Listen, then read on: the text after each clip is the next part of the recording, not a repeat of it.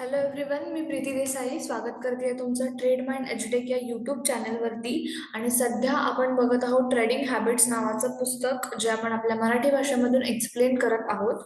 आणि याच्यामध्ये आहेत 39 मोस्ट पॉवरफुल रूल्स. तर आत्तापर्यंत आपण 9 रूल्स बघितलेले आहेत. ओके. आणि इथून पुढे आपले साधारणतः 30 रूल्स राहिलेले आहेत. हे जे पहिलेवाले 9 रूल्स होते हे बेसिक होते, त्यामुळे आपण ही जी काय सायकोलॉजी होती, प्रत्येक व्हिडिओमध्ये आपण एक सायकोलॉजी एक्सप्लेन केलेली आहे याची. पण याच्यानंतरचे जे 30 रूल्स असणार आहेत, ओके, ते आपण एका व्हिडिओमध्ये 3 असे रूल्स एक्सप्लेन करणार आहोत. ओके.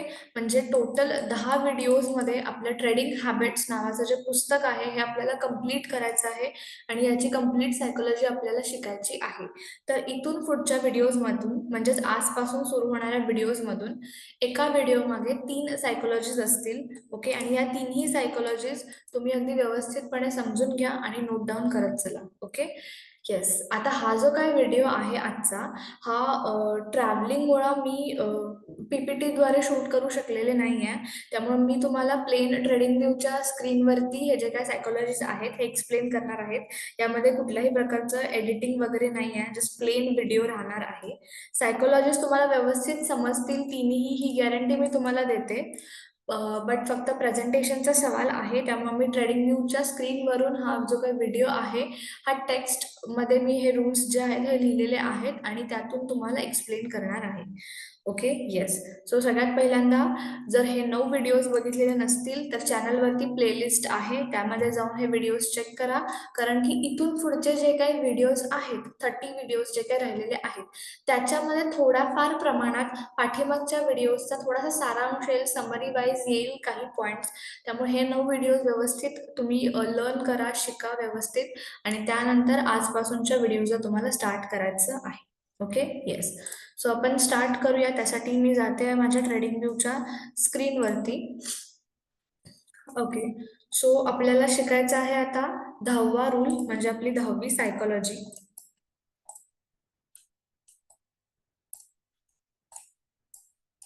ओके. सो बघा, रूल नंबर 10 आपल्याला काय सांगतो. ओके. तर प्रोफेशनल ट्रेडर्स स्वतःला त्यांचे प्रॉफिट्स सकाळी बुक करणे व ट्रेडिंग डे संपण्याच्या 1 ते 2 तास आधी एंट्री डिसिजन्स घेणे ही सवय लावून घेतात. ठीक आहे. आता जो रूल नंबर 10 जो आहे, हा आहे की ट्रेडिंग आवर्स बद्दल तिथे मेन्शन केलंय या सायकोलॉजीमध्ये. म्हणजे थोडक्यात आपले ट्रेडिंगचे 6 तास असतात. सकाळी 9:15 वाजता मार्केट जे आहे हे आपलं सुरू होतं आणि 2:15 पर्यंत 3:30 पर्यंत आपलं मार्केट असतं. ठीक आहे. सो असं टोटल अप्रॉक्सिमेटली 6 तासाचं आपलं मार्केट असतंय. तर या 6 तासामध्ये ट्रेडिंगचे कॅटेगरीज आहेत, जसे की काही लोक इंट्राडे करतात, काही लोक होल्डिंग करतात, काही लोक स्विंग ट्रेडिंग करतात, काही लोक फक्त लॉंग टर्म करतात. तर ह्या कॅटेगरीनुसार कुठले आवर्स ट्रेडिंगचे बेस्ट आहेत आणि कोणत्या आवर्समध्ये मोमेंटम होते हे एक्सप्लेन केलेलं आहे या रूल नंबर 10 मध्ये. म्हणजे थोडक्यात मार्केटचा फर्स्ट हाफ आणि मार्केटचा सेकंड हाफ, भरपूर लोकांना हा प्रश्न असतो की कधी चांगले मुवमेंट्स होतात मार्केटमध्ये किंवा कधी चांगली रॅली भेटते, फर्स्ट हाफमध्ये भेटते की सेकंड हाफमध्ये भेटते. काही लोकांना असं वाटतं की सकाळी 9:15लाच ट्रेडिंग करायला पाहिजे. ओके. तेव्हाच अवेलेबल असायला पाहिजे. सो हे जे सगळे प्रश्न आहेत याची उत्तरं तुम्हाला रूल नंबर 10 या सायकोलॉजीमध्ये भेटतील. ओके. येस. आता प्रोफेशनल ट्रेडर्स स्वतःला त्यांचे प्रॉफिट सकाळी बुक करणे आणि ट्रेडिंग डे संपण्याच्या 1 ते 2 तास आधी एंट्री डिसिजन घेणे ही सवय लावून घेतात. याचा अर्थ काय आहे की एक प्रोफेशनल ट्रेडर जो असतो तो मॉर्निंगच्या टाइमला ट्रेडिंग अवॉइड करतो. ठीक आहे. कारण सकाळी होत असलेल्या प्राइस ॲक्शनमध्ये जास्त करून फेक ब्रेकआउट तसेच रिव्हर्सल होण्याची शक्यता जास्त असते. ओके. त्यामुळं जो एक प्रोफेशनल ट्रेडर आहे तो हे ट्राय करतो की शक्यतो सकाळच्या कलकलाटेपासून थोडंसं दूर राहता येईल आणि शेवटच्या काही तासात दिवसाचे पूर्ण क्लिअर पिक्चर दिसू शकते. तर त्याप्रमाणे त्याचा ट्रेडिंग तो प्लॅन करू शकतो. ओके. कारण की त्याला ट्रेंड हवा आहे. बघा, आता इथं 2 कॅटेगरीज आहेत. पहिली कॅटेगरी आपण आता इथं पकडूया आपण इंट्राडे वाली कॅटेगरी. ठीक आहे. आणि दुसरी कॅटेगरी आपण इथं पकडूया होल्डिंग वाली कॅटेगरी. मग याच्यामध्ये स्विंग आले, लॉंग टर्म आले, डिलिव्हरी आले, सगळ्या टाईप्सचे ट्रेडर आले. इंट्राडे ही एक डिफरंट कॅटेगरी आहे आणि होल्डिंग करणे ही एक डिफरंट कॅटेगरी आहे. ओके. तर जे प्रोफेशनल ट्रेडर्स असतात, जे होल्डिंग करतात, ठीक आहे, यांच्यासाठी महत्वाची गोष्ट जी असते ती असते ट्रेंड. कारण की त्यांना मार्केट जितकं वर जाईल तितके जास्त प्रॉफिट मिळतात. त्यांना एक ट्रेंड हवा असतो. ओके. बाईंगचा ट्रेंड, सेलिंगचा ट्रेंड, ज्या टाईपचा त्यांचा ट्रेड आहे त्यानुसार त्यांना काय हवं असतं, एक रॅली हवी असते होल्डिंगवाल्यांना. कारण की होल्डिंगवाल्यांचं प्रॉफिट हे कशामध्ये असतं, रॅलीमध्ये असतं. आणि त्याच्या विरुद्ध इंट्राडेवाले जी कॅटेगरी आहेत, ठीक आहे, तर इंट्राडेवाल्यांना ना रॅली कधीही नको असते. इंट्राडेवाल्यांना पाहिजे असतात ते म्हणजे पॉइंट्स. कारण की यांचं जे ट्रेडिंग असतं हे पॉईंट्सवरती असतं. लिव्हरेज अवेलेबल आहे इंट्राडेला, त्यामुळे ते लोक तिथे क्वांटिटीज जास्त वाढवून पॉईंट्समध्ये पैसे काढू शकतात, प्रॉफिट त्यांना भेटू शकतं. त्यामुळे इंट्राडेवाल्यांना रॅलीची आवश्यकता नसते. त्यांना कशाची आवश्यकता असते, थोडक्यात त्यांना पॉईंट्स मिळणं याची आवश्यकता असते. पण त्यामुळं या दोघांसाठीचा जो ट्रेडिंग टाइम आहे हा ऑब्विस आहे की थोडाफार याच्यामध्ये फरक असणार आहे. का असणार आहे, कारण की जे लोक इंट्राडे ट्रेडर असतात ते मोस्टली ट्रेड करतात सकाळच्या टायमिंगला. आणि इंट्राडेवाल्यांसाठी जस्ट लाईक डब्ल्यू आहे, थोडाफार पॉईंट वरती गेला आणि त्यानंतर तो पुन्हा कुठं होऊ शकतो, रिव्हर्स होऊ शकतो. आणि ह्या टाईपचं पिक्चर होल्डिंगवाल्यांना चालणार नाही.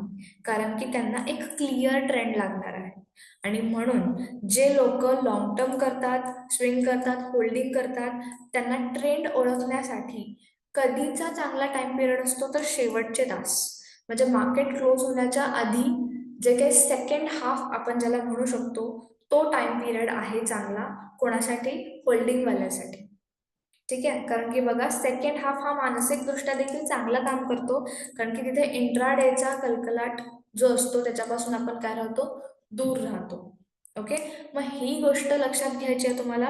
कुठली गोष्ट लक्षात घ्यायची आहे, की जर आपल्याला इंट्राडे ट्रेडिंग करायचं असेल तर तुम्हाला काम करायला लागणार आहे कशावरती, पॉइंट्सवरती.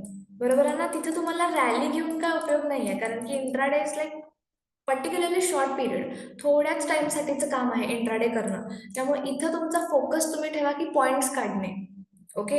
क्वांटिटीज इथे तुम्हाला घ्यायच्या आहेत, ऑब्व्हियसली रिस्कमध्येच घ्यायच्या आहेत, जास्त पण घ्यायच्या नाही आहेत, पण पॉईंट्सवरती तुमचं काम आहे. आणि जे लोक होल्डिंग करणार आहेत त्यांच्यासाठी महत्वाची गोष्ट आहे कोणती, रॅली ही गोष्ट. मग त्यांचा फोकस हा नेहमी कुठं असायला पाहिजे, रॅलीकडे असायला पाहिजे. ओके. हे तुमच्या लक्षात आलं असेल. आता दुसरी गोष्ट, पॉइंट्स हवे आहेत, ठीक आहे, फास्ट मोमेंटम हवा आहे. पॉइंट्स म्हणजे काय, फटकन मुवमेंट असायला पाहिजेत. सो या पॉइंटसाठी जो चांगला टाइम पिरियड आहे तो कुठला आहे, फर्स्ट हाफ, मार्केटचा फर्स्ट हाफ. ओके. आणि हा जो फर्स्ट हाफ आहे, एक मिनिट मी तुम्हाला प्लेन स्क्रीनवरती घेऊन जाते, जस्ट मिनिट.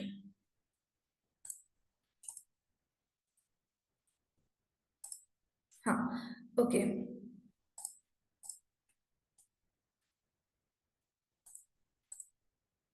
येस. बघा दोन कॅटेगरीज इथं आपण बघूया. एक कॅटेगरी आहे इंट्रावाली कॅटेगरी आणि एक कॅटेगरी आहे होल्डिंगवाली कॅटेगरी. ठीक आहे. सो इंट्राडेच्या कॅटेगरीमध्ये सगळ्यात महत्वाची गोष्ट कुठली आहे, पॉईंट्सवरती ट्रेडिंग करणं. ओके. रिस्क घेणं लिमिटमध्येच घ्यायचे, ओव्हर रिस्क नाही घ्यायचे इंट्राडेवाल्यांनी. आणि होल्डिंगसाठी महत्वाची गोष्ट जी आहे ती आहे रॅली पकडणं. ठीक आहे. येस. आता पॉइंट्स म्हणजे काय, तुम्हाला हवी आहे फास्ट मोमेंटम हवं आहे. ठीक आहे. इथं आपल्याला काय कुठल्या ट्रेंडची आवश्यकता नाही आहे, कुठल्या रॅलीची आवश्यकता नाही आहे. इथं मोमेंटम आपल्याला कसा हवा आहे, फास्ट हवा आहे. आणि इथं होल्डिंगसाठी महत्वाची गोष्ट आहे ट्रेंड. ठीक आहे. ट्रेंड ही गोष्ट खूप महत्वाची आहे. येस. आणि त्यामुळं इंट्राडेसाठी त्यांना फास्ट मोमेंटम हवा आहे. आणि फास्ट मोमेंटम कधी असतं, नेहमी मार्केटच्या फर्स्ट हाफमध्ये फास्ट मोमेंटम असतं. आणि होल्डिंगवाल्यांचा जो पिरियड आहे बघा, फर्स्ट हाफमध्ये जे काय फास्ट मोमेंटम आहे हे संपून जाईल. ठीक आहे. पॉईंट्समध्ये ते पॉईंट्स काढून बाहेर जातील, मार्केट रिव्हर्स होईल, फेक ब्रेकआउट होईल, जे पण होईल, पॅटर्न्स वगैरे आहेत ते. पण त्याच्यानंतर जेव्हा इंट्राडेवाले जाणार आहेत तेव्हा मात्र काय मिळणार आहे तुम्हाला, ट्रेंड मिळणार आहे, क्लिअर ट्रेंड. ठीक आहे, की जे लोक बायर्स आहेत, बुलिश आहेत, ज्यांना रॅली हवा आहे, ते लोक इन होणार आहेत त्यामध्ये, आणि त्यामुळे तुम्हाला क्लिअर ट्रेंड भेटेल. आणि म्हणून जे होल्डिंगवाले लोक आहेत त्यांच्या एंट्रीज ज्या आहेत त्या जनरली कधी पडतात, सेकंड हाफमध्ये पडतात, कारण की तिथे मार्केटला एक क्लिअर ट्रेंड भेटू शकतो. Okay, yes. मग आता फर्स्ट हाफ जर कन्सिडर केलं की like as a intraday trader तुम्हाला जर ट्रेड करायचं असेल, तर तुमची जी टायमिंग आहे किती असायला पाहिजे, सकाळी 9:15 ते 12. ठीक आहे, साधारणतः तुमच्या एंट्रीज ज्या आहेत त्या कधी पडायला पाहिजे, 9:15 ते 12 पर्यंत पडायला पाहिजेत. त्यानंतर तुमचा ट्रेड जर कंटिन्यू राहिला असेल तर तुम्ही त्याला ठेवू शकता. मी असं म्हणत नाही की ट्रेडमधून एक्झिट करा, पण शक्यतो एंट्रीज पडायला पाहिजेत 9:15 ते 12च्या टाइम पिरियडमध्ये, कारण की त्यावेळेला जास्त फास्ट मोमेंटम असते आणि पॉईंट्स वाईज तुम्ही प्रॉफिट घेऊ शकता. ओके, कारण की तुम्हीही नोटीस केलं असाल ही गोष्ट, जर तुम्ही 1ला, 1:15ला, 1:30ला, 2ला जर तुम्ही ॲज अ इंट्राडे म्हणून बसत असाल तर मोमेंटम स्लो होऊन जातो. Okay, yes. त्यामुळं as a intraday trader focus करा की तुमचा टाइम पिरियड हा फर्स्ट हाफमध्ये क्लिअर होऊन जायला पाहिजे 9:15 ते 12मध्ये. आणि त्याच्या विरुद्ध होल्डिंगवाले जे आहेत, होल्डिंगवाल्यांसाठी सगळ्यात सेफ, कारण की त्यांना नेक्स्ट डेला पण काय करायचं असतं, होल्ड करायचं असतं. थोडंफार मार्केट आत्ता वर गेलंय म्हणजे उद्या पण वरच राहील असं आपण ठरवू शकत नाही. सेकंड हाफचा जो मार्केटचा ट्रेंड आहे त्याच्यावरनं आपण नेक्स्ट डे प्रेडिक्ट करू शकतो. त्यामुळे यांच्यासाठीचा जो टाइम पिरियड असणार आहे तो असणार आहे 12 PM पुढे. 12 नंतर 3:30 पर्यंतचा जो जो टाइम असणार आहे तो काय करू शकतात, होल्डिंगवाले त्यामध्ये एंट्रीचा प्लॅन करू शकतात. हेच सांगतोय आपला रूल नंबर 10, की बाबा होल्डिंगवाले यांच्यासाठी काय आणि कोणत्या गोष्टी इम्पॉर्टंट आहेत, तर रॅली इम्पॉर्टंट आहे, ट्रेंड इम्पॉर्टंट आहे, पिक्चर क्लिअर असणं इम्पॉर्टंट आहे. आणि पिक्चर क्लिअर तुम्हाला भेटू शकतं मार्केटच्या सेकंड हाफ नंतर, कारण की तुम्हालाही माहिती आहे युरोपियन मार्केट ओपन होतात 1 वाजता, 12:30, 1 वाजता. सो मार्केटचा ट्रेंड चेंज होऊ शकतो. आपल्याला होल्डिंग करायचं आहे, त्यामुळे सगळ्या गोष्टीचा विचार करणं गरजेचं आहे. आणि त्या विरुद्ध इंट्राडे पॉइंट वाईज काम आहे, दुसऱ्या दिवशी काय होणार आहे, 1-2 नंतर काय होणार आहे आपल्याला काही फरक पडत नाही. सो पॉइंट वाईज काम करायचं आहे, मोमेंटम फास्ट पाहिजे, आणि हे तुम्हाला कधी पॉसिबल आहे, फर्स्ट हाफमध्ये. तर हेच सांगतो आपला rule number 10. So I hope की हा रूल तुम्हाला समजला असेल. ओके, बघा हेच आहे आपल्या रूल नंबर 10 मध्ये. Okay, yes. सो आता आपण जाऊया रूल नंबर 11 कडे, की आपला रूल नंबर 11 आपल्याला काय सांगत आहे. ओके, बघा रूल नंबर 11 बघा. Above the 200 day is where bulls create uptrends. Bad things happens below the 200 day. Downtrend distribution, bear market and crash and bankruptcies. Okay, बघा सगळ्यात महत्वाची गोष्ट जी याच्यामध्ये आहे ती म्हणजे 200 डे मुव्हिंग ॲव्हरेज. ओके, आता हा जो 11 नंबरचा व्हिडिओ आहे हा तुम्हाला सगळ्यात जास्त, किंवा 11वा रूल जो आहे हा सगळ्यात जास्त कधी समजेल, जर तुम्ही या प्लेलिस्ट मधला रूल नंबर 7 बघितला असेल, जो मुव्हिंग ॲव्हरेजच्या सेटअप बद्दल होता, ज्यामध्ये क्लिअरली मी मेन्शन केलेलं आहे की हा जो काही मुव्हिंग ॲव्हरेज इंडिकेटर आहे हा काय काम करतो, कसं काम करतो, ह्याचं वर्किंग कसं होतं. ठीक आहे, जर तुम्ही हा व्हिडिओ बघून इथे आला असाल तर हे तुम्हाला अगदी चांगलं समजेल. जर बघितलं नसेल तर ऑलरेडी टोल्ड यू की प्लेलिस्ट आहे, 7व्या नंबरचा व्हिडिओ चेक करा. ठीक आहे, आणि त्या व्हिडिओमध्ये 200 मुव्हिंग ॲव्हरेजचा थोडक्यात सेटअपच दिलेला आहे, जो तुम्ही तुमच्या रिअल ट्रेडिंगमध्ये सुद्धा यूज करू शकता. Okay, yes. आता इथं बघा क्लिअरली मेन्शन केलंय, above the 200 day is where bulls created up trend. ठीक आहे, म्हणजे 200च्या वरती, 200 मुव्हिंग ॲव्हरेजच्या वरती काय आहे, बुल्स आहेत. म्हणजे बुल्स म्हणजे कोण, बायर्स. ठीक आहे, आणि बायर्सचं काम असतं मार्केटला वर नेणं, यालाच आपण म्हणतो up trend. Okay, then bad things happens below the 200 day. ठीक आहे, बॅड थिंग्स म्हणजे काय, वाईट गोष्टी. आता वाईट गोष्ट म्हणजे इथं काय असणार आहे, मार्केट पडणं रिव्हर्स, बरोबर आहे. आणि हे कुठं होतं, बिलो द 200 डे, 200 मुव्हिंग ॲव्हरेजच्या खाली. बरोबर आहे ना. सगळ्यात सोपा ट्रेंड समजण्यासाठी जी जी गोष्ट आहे ती आहे 200 मुव्हिंग ॲव्हरेज, जी बुल मार्केटला आणि बिअर मार्केटला क्लिअरली इंडिकेट करते. ठीक आहे, मार्केटमध्ये अप ट्रेंड सुरू आहे की मार्केटमध्ये डाऊन ट्रेंड सुरू आहे? लक्षात येत आहे? येस. बघा, नेक्स्ट सेंटेन्स आपण वाचूया. मी तुम्हाला व्हाईट बोर्डवर एक्सप्लेन करेन. एक लाईन जी लॉंग टर्म मधला अप ट्रेंड आणि डाऊन ट्रेंड तसेच बुल्स अँड बिअर मार्केटला वेगळे करते, ती म्हणजे डेली चार्टवरती 200 SMA आहे. Okay, yes. आता मी 7व्या नंबरच्या व्हिडिओमध्ये सांगितलेलं आहेच, तरी सुद्धा पुन्हा एकदा सांगते. Just a minute.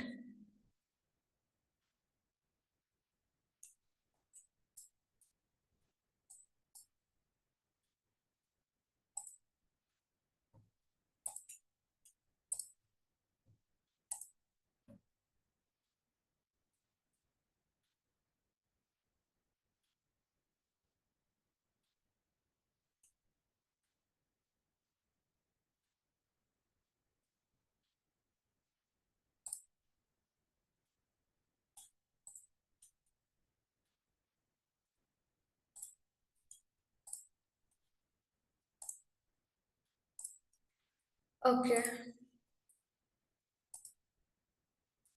इथे बघू. बघा, 200 मुव्हिंग ॲव्हरेजची लाईन आहे. ठीक आहे, हा एक इंडिकेटर आहे, प्राइस इंडिकेटर. तर इथे काय सांगितलंय, तर ही जी काही 200 मुव्हिंग ॲव्हरेजची लाईन आहे याच्यावरती, ठीक आहे, म्हणजे या लाईनच्या वर जर प्राइस असेल तर बुल्स क्रिएट अप ट्रेंड, म्हणजे बुल्स बायर्स कुठे जातात? वरती जातात. आणि जर प्राइस या मुव्हिंग ॲव्हरेजच्या खाली असेल तर प्राइस कुठे जाणार आहे? खाली जाणार आहे. म्हणजे हे कोण असणार आहेत? सेलर्स असणार आहेत. लक्षात येत आहेत गोष्टी? बघा, सिंपल आहे. अप ट्रेंड ओळखायचा असेल तर 200 मुव्हिंग ॲव्हरेजच्या वरती नेहमी काय असायला पाहिजे? प्राइस वरती असायला पाहिजे, ज्याला आपण म्हणणार आहे मार्केट अप ट्रेंडमध्ये आहे. आणि जर डाऊन ट्रेंड ओळखायचा असेल तर प्राइस कुठे पाहिजे? 200 मुव्हिंग ॲव्हरेजच्या खाली पाहिजे. ही जी काय मुव्हिंग ॲव्हरेजची लाईन आहे ॲज अ सपोर्ट रेजिस्टन्स सारखे काम करते आणि थोडक्यात हे दाखवते की मार्केट अप ट्रेंडमध्ये आहे की मार्केट डाऊन ट्रेंडमध्ये आहे. ठीक आहे. आता बघा, बायर्स आहेत. बायर्सचं काम काय असतं? मार्केटला वर नेणं. सो ऑब्विस आहे, प्राइस वर असेल तरच बुल्स कुठे जाणार? बायर्स कुठे जाणार? वर असणार आहे. त्यामुळे थोडक्यात बायर्सचं राज्य, ज्याला आपण म्हणू शकतो की बायर्स जिथे असतात, बायर्स जिथे राहतात, ते काय आहे? मुव्हिंग ॲव्हरेजच्या वरची साईड. ओके. आणि सेलर्सचं राज्य, म्हणजे सेलर्स जिथे राहतात, सेलर्स जिथे असतात, ती साईड आहे मुव्हिंग ॲव्हरेजच्या खालची साईड. हे नेहमी लक्षात ठेवायचं आहे तुम्हाला. ओके. तर ऑब्विस गोष्ट आहे, बायर्सवर राहतात, बायर्सवर राज्य करतात मुव्हिंग ॲव्हरेजच्या. त्यामुळं जर आपल्याला बाय करायचं असेल किंवा बायचा एखादा ट्रेड घ्यायचा असेल तर साधी सिंपल गोष्ट आहे. आपण काय बघणार आहे की प्राइस 200 मुव्हिंग ॲव्हरेजच्या कुठे असायला पाहिजे? ऑब्व्हियसली वर असायला पाहिजे. जर 200 मुव्हिंग ॲव्हरेजच्या प्राइस वरती असेल तर आपण काय म्हणू शकतो की कुठे आहे? अप ट्रेंडमध्ये आहे प्राइस आणि बायर्स त्या प्राइसला अजून वर घेऊन जाऊ शकतात. ओके. बट जर प्राइस 200 मुव्हिंग ॲव्हरेजच्या खाली असेल तर आपण म्हणू शकतो का की आपण बाय करण्यासाठी योग्य आहोत? नाही, कारण की प्राइस ऑलरेडी कुठे आहे? सेलर्सच्या राज्यात आहे. मग सेलर्सच्या राज्यात आपण बाय करणार आहोत का? सेलर्सच्या राज्यात येऊन बाय करून चालेल का? नाही. सेलर्सचं राज्य आहे तर ऑब्व्हियसली प्राइस कुठे पडणार आहे? खालीच पडणार आहे. त्यामुळे तुम्हाला हे समजायचं आहे की प्राइस 200 मुव्हिंग ॲव्हरेजच्या वर आहे की खाली आहे. आणि नेहमी हे लक्षात ठेवा, तुम्ही इंट्राडे इंट्राडे तर ठीक आहे, पण holding, swing, delivery, long term जे पण काय करणार आहात, होल्ड करणार आहात थोडक्यात, तर नेहमी एक गोष्ट लक्षात ठेवा, ती म्हणजे प्राइस ही 200 मुव्हिंग ॲव्हरेजच्या वरच असायला पाहिजे. क्लिअरली बायर्सच्या राज्यातच असायला पाहिजे, तरच तिथनं अपसाईड मुवमेंट होईल, नाहीतर होणार नाही. ओके. आणि हेच सांगतोय आपला 11 नंबरचा जो काही रूल आहे तो. ओके. बघा, इथे लिहिलेलं आहे की ट्रेडर्सना ही सवय असावी की 200 SMA वर बाईंगची संधी व 200 SMA खाली सेलिंगची संधी बघावी. ओके.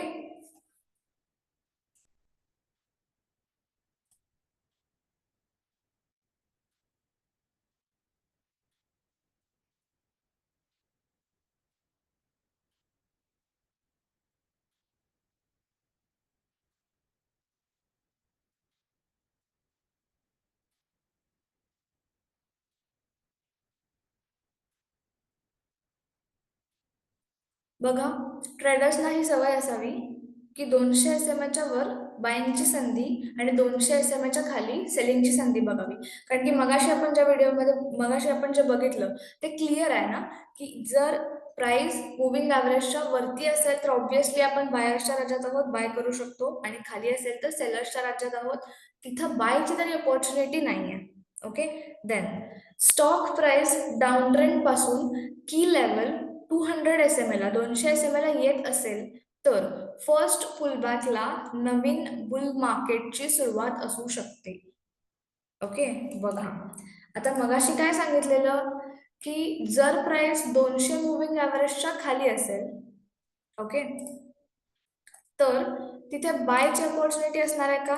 नाही, कारण की आपण कुठे आहोत? सेलर्सच्या राज्यात आहोत. पण जर बघा, खाली आहोत आपण, इथून जर प्राइस की लेवल जी आहे आपली ही कुठली आहे? 200 एस एम आहे. जर आपण ह्या लेवलला येत असू आणि हे ब्रेकआउट करून हे जे काही मुव्हिंग ॲव्हरेज आहे हे तोडून जर प्राइस फर्स्ट पुलबॅक घेत असेल म्हणजे ह्या लेवलला, तर इथे आपल्याला काय समजायचं आहे की बाबा इथून नवीन बुलचं मार्केट सुरू होऊ शकतं. का? कारण प्राइस आतापर्यंत त्या डाऊन ट्रेंडमध्ये होती, पण बायर्सने थोडाफार ताकद लावल्यामुळं बायर्सच्या राज्यात प्राइसला ते घेऊन आलेले आहेत वापस. ठीक आहे, आणि त्यानंतर रिटेस्ट झालेलं आहे. रिटेस्ट, पुलबॅक, रिट्रेस जे आहे ते तुम्ही म्हणू शकता, आणि इथून मग पुन्हा बुल मार्केटची काय होऊ शकते? सुरुवात होऊ शकते. लक्षात येते? त्यामुळं जर प्राइस 200 मुव्हिंग ॲव्हरेजच्या खाली असेल तर तुम्हाला बाय अपॉर्च्युनिटी कधी मिळणार आहे? तर जेव्हा प्राइस क्रॉस करेल, ब्रेक करेल, तोडेल हा moving average, first pull back घेईल, इथे तुमची असेल बाय अपॉर्च्युनिटी. ओके. सो या पद्धतीने तुम्ही ट्रेड करू शकता होल्डिंगसाठी. आणि अजून एक मी जे रूल नंबर 7 मध्ये सांगितलेलं आहे, 7 रूल मध्ये सांगितलेलं आहे, जर 200 मुव्हिंग ॲव्हरेजच्या आसपास जर एखादा प्राइस ऍक्शन होत असेल तर तिथे सुद्धा तुम्ही चांगला ट्रेड करू शकता. ओके. आणि हेच आहे आपला रूल नंबर 11 जो आहे, रूल नंबर 11ची जी सायकोलॉजी आहे ही हेच सांगते, 200 मुव्हिंग ॲव्हरेजचा इम्पॉर्टन्स सांगते. ओके, की बाबा 200 मुव्हिंग ॲव्हरेज हे कशा पद्धतीनं इम्पॉर्टंट आहे. आणि आय थिंक हे तुमच्या लक्षात आलं असेल की 200च्या वर अप ट्रेंड बाय करायचं आहे, 200च्या खाली डाऊन ट्रेंड आहे, सेल करावं लागेल तुम्हाला. सेलिंग तर होल्डिंगला पॉसिबल नाही आहे, पण बाय नाही करू शकत हे समजायचं आहे. यासाठी काय करायचं आहे? वाट बघायची आहे की लेवल 200 मुव्हिंग ॲव्हरेजला येण्यापर्यंत थांबायचं, तिथून फर्स्ट पुल बॅक झाला की तुम्ही बाय करू शकता. ओके. सो हा होता आपला रूल नंबर 11. याचं थोडंसं आपण एक चार्टिंगमध्ये बघूया, म्हणजे तुमच्या लक्षात येईल की बाबा इथं नेमकं काय सांगितलेलं आहे ते. आता इथं मी झिल हा स्टॉक ओपन केलाय, इंडिकेटर घेतलाय 200 मुव्हिंग ॲव्हरेजचा. हा कसा घ्यायचा हे रूल नंबर 7 मध्ये आहे, तुम्ही चेक करू शकता. आणि टाइम फ्रेम तुम्हाला वापरायचा आहे डेलीचा टाइम फ्रेम. म्हणजे इथं प्रत्येक कॅन्डल जी दिसणार आहे ही कशी दिसणार आहे? डेलीच्या ह्याच्यामध्ये दिसणार आहे. ओके. बघा, आता इथे सध्या प्राइस कुठे आहे? 200 मुव्हिंग ॲव्हरेजच्या खाली आहे. इथेच तुम्हाला लक्षात यायला पाहिजे की बाबा 200 मुव्हिंग ॲव्हरेजला कट करून प्राइस खाली पडली आहे, तर या पॉइंटला बाईंग करण्यात काहीही पॉइंट नाही आहे, कारण की प्राइस इथून पूर्ण खाली पडते. आता जर तुम्हाला झेलमध्ये बाय करायचं असेल तर बेस्ट अपॉर्च्युनिटी कधी आहे तुमच्याकडे? जेव्हा त्यानं हे मुव्हिंग ॲव्हरेज जे आहे हे तोडेल, इथं कुठेतरी फर्स्ट पुल बॅक घेईल, मग तुम्ही बाय अपॉर्च्युनिटीला जाऊ शकता. पण सध्या इथं बाय करण्यात पॉइंट आहे का? नो. कारण की सध्या आपण कुठं आहोत? सेलर्सच्या राज्यात आहोत. ओके, हे समजून जाणं खूप महत्वाचं आहे. येस. ओके. त्यानंतर नेक्स्ट दाखवते, अंबुजा सिमेंट बघू आपण. सध्या बघा आता इथे, हा, मी मगाशी जसं सांगितलं तसं 200 मुव्हिंग ॲव्हरेजच्या आसपास जर एखादी प्राइस ऍक्शन होत असेल तर तिथे तुम्ही काय करू शकता? ट्रेड करू शकता ॲज पर अवर सेटअप, जो आपण सेटअप घेतलेला आहे तो. आता इथे बघा, एक ट्रेंड लाईन तयार होते आपली, बरोबर आहे ना? 3-4 टचेस पॉईंट झालेले आहेत, मिनिमम ब्रेक झाले आहे, सोबतच मुव्हिंग ॲव्हरेजच्या वरती आहे प्राइस, बायर्सच्या राज्यात आहोत, ब्रेकआउट पण झालेला आहे. तर इथं तुमची परफेक्ट बाय अपॉर्च्युनिटी होती ॲज पर अवर सेटअप, जसं आपला सेटअप सांगणार आहे तो. आणि इथून तुम्ही बघू शकता की प्राइस कुठल्या कुठे गेली आहे. त्यानंतर पुन्हा इथं पुलबॅकसाठी आली होती प्राइस, आणि याने बुलिश हरामी पॅटर्न केलेला आहे. ओके. इथे पण आपल्याला बाईंग अपॉर्च्युनिटी होती, आणि इथून पण साधारणतः अंबुजा सिमेंटचा जो स्टॉक आहे तो बघा कुठेपर्यंत गेला.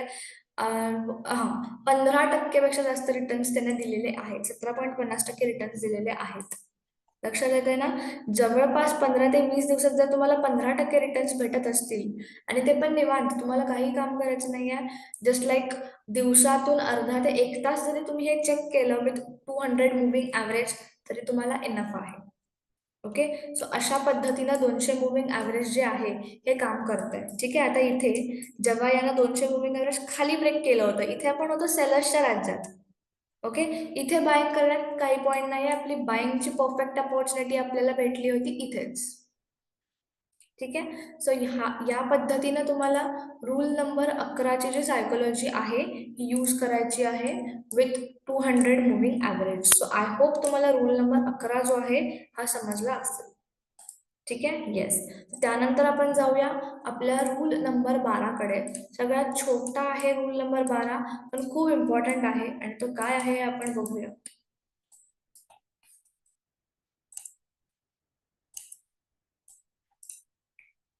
ओके, बघा काय सांगितलंय रूल नंबर 12 मध्ये.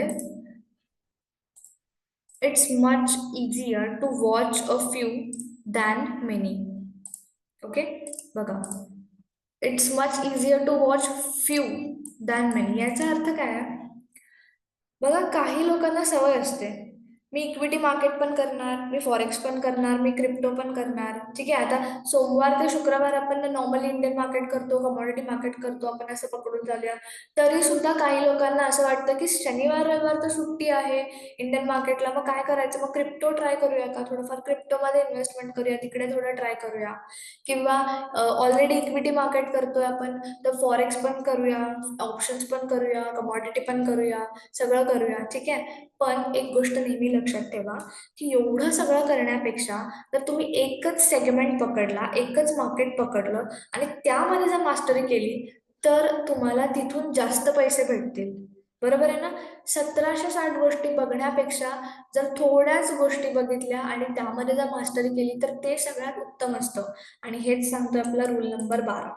ओके, तुम्हालाही हे लक्षात आलं असेल किंवा नसेल माहीत तर मी सांगते. तर प्रत्येक मार्केटची सायकोलॉजी, त्याचे टायमिंग्स, त्याचं सगळंच प्राइस ॲक्शनचा बेस तर सेम आहे, पण सायकोलॉजीज ह्या डिफरंट आहेत.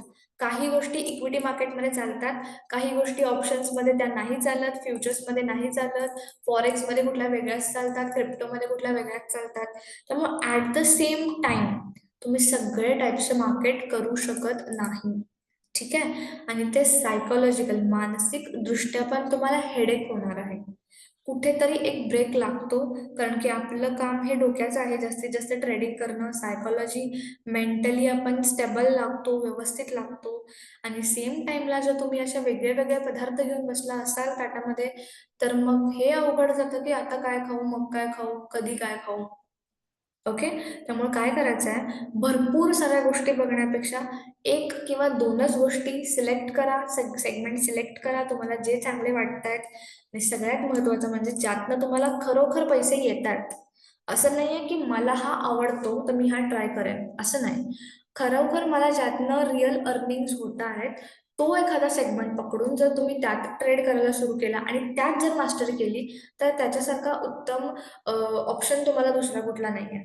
ओके, त्यामुळे ट्रेडिंगमध्ये एक स्ट्रॉंग सिस्टम तयार करायची असेल, तर study, test, trade and master in specific things या गोष्टीकडे लक्ष द्या.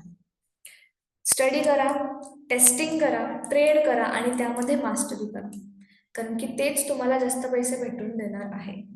ओके, बघा, एखाद्या स्पेसिफिक मार्केटमधली price action, chart patterns, trading system असणाऱ्या ट्रेडरला बीट करणे खूप अवघड असते, कारण की त्याचा फोकस क्लिअर असतो.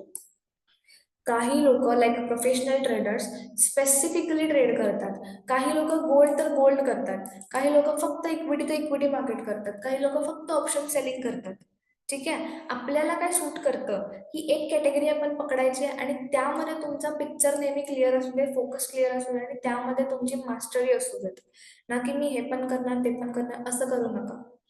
ओके, त्यानंतर तुमची वॉच लिस्ट ही नेहमी स्पेसिफिक असायला पाहिजे. आता हे सगळ्यात महत्त्वाचं आहे. आणि उलट मी असं म्हणते की ट्रेडिंग व्यू हे जे काही आपण वेबसाईट वापरतो चार्टिंगसाठी, त्यांनी पण एक चांगलं काम केलंय. तर पूर्वी ट्रेडिंग व्ह्यू मध्ये काय असायचं की कितीही स्टॉक्स तुम्ही ऍड करा, म्हणजे काही लिमिटेशन नसायचे. आता ज्यांनी ट्रेडिंग व्ह्यू डाउनलोड केलंय त्यांच्यासाठी कसं आहे की 30 स्टॉक्सची लिस्ट तिथे येणार आहे. पण आता माझं ट्रेडिंग व्ह्यू मी 2020 पासून यूज करते, तर मी भरपूर साऱ्या वॉच लिस्ट तयार केले लाईक, आणि भरपूर सारे त्याच्यामध्ये स्टॉक्स मी ऍड करू शकते. पण सध्याच्या ट्रेडिंग व्ह्यूच्या रूल्सनुसार काय आहे की तुम्ही तिथे फक्त 30 स्टॉक ऍड करू शकता. ओके. आणि हे एका दृष्टीने चांगलं पण आहे. का चांगलं आहे? कारण की तुमची वॉच लिस्ट जितकी कमी असेल ना, तितका तुमचा फोकस हा स्पेसिफिक असणार आहे, योग्य असणार आहे. बघा, at the time of trading 9:15 जर तुम्ही 1760 स्टॉक घेऊन बसला, NSE मध्ये जेवढे आहेत तेवढे चांगले वाटतात तेवढे, तर तुमच्या हातातून स्टॉक्स निघून जातील, निसटून जातील चांगले ट्रेड्स. पण तेच जर तुम्ही मॅक्झिमम 10 ते 12 जर स्टॉक्स घेऊन बसलात फॉर इंट्राडे ट्रेडर, तर ते खूप बेनिफिशियल असेल तुमच्यासाठी. तुमचा फोकस क्लिअर राहील आणि तुमचं लक्ष सगळ्या स्टॉक्सवरती असेल. ओके. त्यामुळे तुमची वॉच लिस्ट नेहमी काय बनवा, स्पेसिफिक बनवा.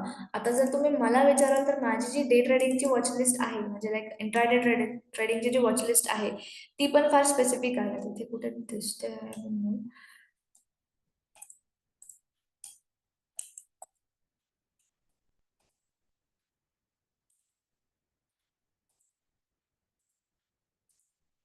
ओके, ठीक आहे. इथे ओपन होत नाही आहे. तर मी शेअर करेन माझी जी वॉच लिस्ट आहे ती. तर त्याच्यामध्ये जास्तीत जास्त 7 ते 8 स्टॉक्सच आहेत इंट्राडेसाठी. तर तेवढेच मी चेक करते आणि ते चेक करणं खूप सोपं आहे भरपूर स्टॉक्स चेक करण्यापेक्षा. त्यामुळे हे लक्षात ठेवा की वॉच लिस्ट ही नेहमी स्पेसिफिकच असायला पाहिजे. ओके. आणि स्पेसिफिक प्राइस ॲक्शन आणि त्यापेक्षाही विनिंग बेस्ड सिस्टीममध्ये राहण्याची सवय लावून घ्या, कारण की ते तुमचं ट्रेडिंग सिम्पल आणि योग्य बनवेल. ट्रेडिंग हे सिम्पलच असायला पाहिजे. चार्ट हा क्लीनच असायला पाहिजे. ह्या गोष्टी मस्ट आहेत आणि ह्या गोष्टी जर तुम्ही फॉलो केल्या तर डेफिनेटली तुमची जी ट्रेडिंग सिस्टीम आहे ती खूप चांगली इम्प्रूव्ह होईल. आणि हेच सांगतोय आपला रूल नंबर 12 जो आहे तो, की वॉच लिस्ट कमीची ठेवा आणि स्पेसिफिकली थोड्याच गोष्टींवरती फोकस करा, सगळं घेऊन बसू नका. सो हे होते आपले आजचे 3 रूल्स. रूल नंबर 10, 11 आणि 12. 10 मध्ये इंट्राडे आणि होल्डिंगवाल्यांच्या टाईमनुसार त्यांना काय बोलतात, वेगळं केलंय, सेपरेट केलेलं आहे. रूल नंबर 11 मध्ये 200 मुव्हिंग ॲव्हरेज बद्दल थोडे ॲडिशनल इन्फॉर्मेशन दिलेली आहे. आणि रूल नंबर 12 मध्ये स्पेसिफिक राहायला आपल्याला सांगितलेलं आहे. सो हा होता आजचा व्हिडिओ. हा बघा व्यवस्थित, नोट डाऊन करा हे जे काही पॉईंट्स आहेत ते. याच्यानंतरच्या नेक्स्ट रूल आपण नेक्स्ट व्हिडिओमध्ये बघूया. थँक्यू.